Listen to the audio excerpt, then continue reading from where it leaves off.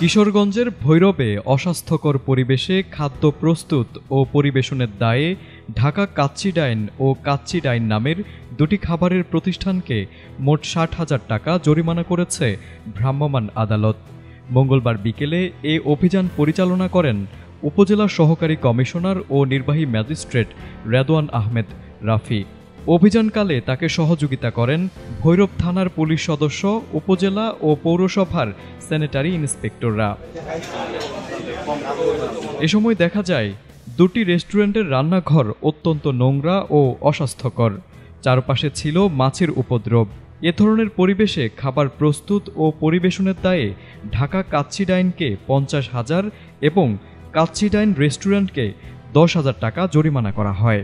নির্বাহী ম্যাজিস্ট্রেট রেদওয়ান আহমেদ রাফি বলেন, অস্বাস্থ্যকর পরিবেশে খাবার প্রস্তুত ও পরিবেশন এবং খাবারে মাছি থাকার কারণে এই জরিমানা করা হয়েছে। জনস্বাস্থ্য সুরক্ষায় নিয়মিতভাবে এমন অভিযান চলবে। স্বাস্থ্যবিধি লঙ্ঘন করলে কাউকেই ছাড় দেওয়া হবে না। জি স্যার।